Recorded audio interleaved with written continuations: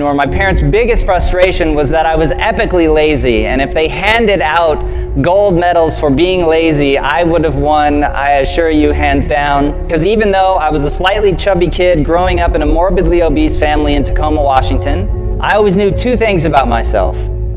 One day I was going to be rich, and I was going to have six-pack abs. Like, those are the two things, is that kid that was, jiggling his belly thinking, one day I'm not going to have to suck in my gut. When I left for college, my own mother, who had always been my biggest cheerleader, quietly assumed I was going to fail. But these two guys that were successful entrepreneurs and bodybuilders happened to walk into a class when I was a teacher. And they were just starting a technology startup, and they said, hey, we need a copywriter. Why don't you come be a copywriter?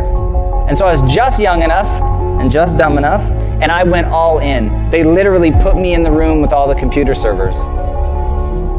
But starting from there, I knew I could wow people because I was willing to grind it out. And we all have a superpower, and my superpower may be the willingness and ability to endure suffering. I had suffered a lot. I hadn't taken a day off in like 6.5 years because I was so hell-bent to get rich. And then I realized, almost 8.5 years in, I had finally had enough. I had hit my breaking point from suffering, and I got so mad, and I was so unwilling to do it anymore. And then I turned to my partners and I say, I'm completely miserable, I quit. I realized the reason I was living the cliche of money can't buy happiness. Along the way, had become so myopically focused on this promise I'd made to myself as a kid that I never stopped to ask, why do I want to get rich? The questions you ask yourself will determine the course of your life. I had been asking myself, what do I need to do to get rich? And it left me really unhappy. So I changed the question, and I started asking, what would I do and love every day, even if I were failing? Life is too short. This is your one go-round. So what are we going to do? We're going to build a company that's predicated on value. We're going to build a company that's predicated on passion. I started thinking about my mom and my sister, but they were profoundly overweight. I started thinking about my uncle who ate himself to death when I was 12 years old, and how much that scared me, and it made me sad. And it made me sad to see that there were millions, if not more than 1 billion people that were in the same kind of abusive relationship with food that my mom and my sister were. So I said, I don't know if it's a big business, but I know it's a big problem. And that's the problem that we're going to solve. And so we decided to build a totally new kind of company. We started Quest Nutrition in 2010, just as we were coming out of the Great Recession. I was wearing a hairnet and a lab coat every day, and my employees were former gang members, ex-drug dealers, felons. We were in Compton, and we literally told everybody in the neighborhood, I don't care if you've been convicted of a crime. I just want to know if you're willing to bust your ass to change your life. And if you are, you're going to get an interview. And I'm not going to ask for your resume. I don't care about your resume. Your resume tells me where you've been. It doesn't tell me the price you're willing to pay to become somebody new. Every belief that you have is a choice. I choose to believe that human potential is nearly limitless. And this was the belief that changed my life. Because once I realized, so it's not about who you are today. It's about who you want to become and the price you're willing to pay to get there. And I promise you, the day that you're willing to pay any price, you'll achieve what you want to achieve. If you truly believe that human potential is limitless, what do you want to become? And what price are you willing to pay to get there? People say you can't change your career at 30, that's when you're meant to be settling down. You can't change your career at 35, you should have had it figured out by then. Oh my God, you're not married at 38? What the hell are you doing with your life? Who comes up with this stuff? I have no idea. But this stuff plagues so many people that I speak to. So many people open up to me and say, Jay, I just don't know how to change. Is it possible? What do you think this guy was before he became who he is? He used to be a PE teacher, right? Sports teacher at a high school. How about her? She was a telemarketer for 2 weeks. How about her? She applied to be a funeral director. It's incredible. What happens in society is that we're clouded by the noise of family expectations, the noise of our parents, the noise of our brothers and sisters' expectations. I grew up in a family where you could either be a doctor, a lawyer, or a failure, right? Those were my three options. Anything else would just count me as a failure. I would have failed. So basically I failed, right? I'm standing up here in front of you all as a failure. I lived as a monk for 3 years. I committed career suicide. I turned down 2 amazing corporate job offers when I graduated from business school. I shaved my hair, I wore robes, and lived out of a gym locker for 3 years. And I did that because I thought I was going to do something meaningful, help impact the world. And it was one of the best experiences of my life. But more than becoming a monk, what that trained me to do was drop out with the rules. People told me, if you come back in 3 years, you'll never get a job. They told me, if you become a monk, people are going to think you weird forever. No girl's ever going to talk to you.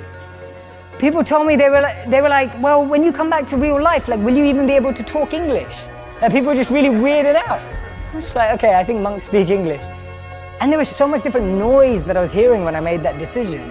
And the funny thing is, from having not been a monk for 4 years now, I'm in one of the most incredible periods of my life that I could ever have asked for. And so much of that is based on the fact that I decided to do something different.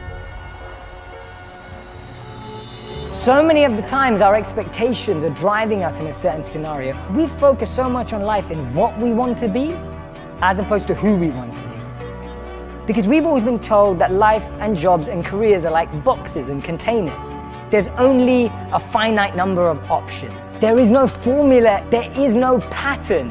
If you know what you're passionate about, if you know what you're good at, and you invest in that. People say follow your passions, I say forget that, invest in your passions. If you're passionate about something, go and become the best at it. Go and do a course on it. Go and learn from the best. Go and find a mentor who's going to make you incredible at that trait. Not only will you be criticized and grow, you'll be able to find new things about yourself that you never knew. Don't trade who you are for who you think the world needs. Because the world needs you to be you, and I mean that. Mike screamed, "Grenade out!" and jumped on it, and boom! 2 snipers were providing overwatch for the other platoon that were trying to maneuver. And unbeknownst to Mike and those guys, an insurgent had seen where they were firing, had snuck up next to the side of that building, pulled out a hand grenade, pulled it, and threw it up, and that thing came right up, boom, and hit Mike on the chest. Petty Officer Mike Mansour took the entirety of that blast in his face and his chest. He lasted for another 35 minutes before he passed away on the medevac bird out. The kicker to this story is there was a stairwell right next to Mike, right next to him. And all he had to do was jump down that stairwell to save his own life, but he didn't. He turned and jumped on a grenade, sacrificing himself so his 2 brothers could both go home and hug their wives, kiss their children, and fight another day. I want you to think to yourself, what would you do?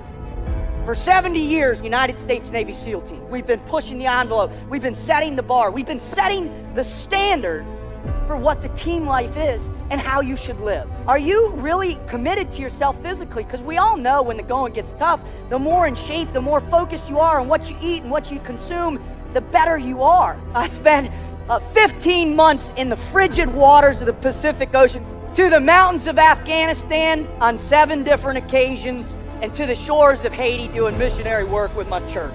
And what I've learned in this incredible journey are a few undeniable truths about what enables us to succeed. Now, truth number 1 is you got fear in your heart always, and you can't defeat it. Everybody's like, well, that's a bummer. The problem is, ladies and gentlemen, is you're wired for fear, right? It's part of our lives. We have it in what we do for a living, right? You talk about fear in your lives and your personal lives with your family. Folks, we've got fear, period. So what you have to learn to do is embrace it. Truth 1. The second one is self-confidence is huge. It's important, and you gotta forge it every single day. The third one is you gotta live with purpose. If you don't have purpose in your life, you don't have momentum. You don't have anything driving you forward, anything pulling you out of bed every single day. And the last one, and the one I learned that left an indelible mark, not only in my heart, but in my soul, on those beaches across the street over there, is nobody does it alone. There's not a single person in this whole room right now that can raise their hand and say, you know what, Rut, I've done it by myself. Not a single person out there has helped me, not a one. We all need help. So as a result of that, you have to recognize that you have to live what I call a team. You have to be 100% focused that everything you think about, everything you do is with someone else, is with a team. Amen, right? We've been giving everything we are to our communities, to our families, to our children. But more importantly, we're willing to give everything we are and potentially everything we will ever be for the man that's next to us. This is the team life. This is what my mission here is today, is to help you understand this standard, to help you redefine your understanding of what that mission might look like for you. Are you working on it? Are you working on it right now? Did you work on it today? Are you going to go work on it tonight? Because I tell you, with those three things, you're on the road to commitment. I've worked with every kind of person there is on this planet. We all bleed red. What I care about is there's something that gets you out of bed every morning. There's something that you have faith in that's bigger than yourself. There's something that you're willing to sacrifice for another human being. That's power.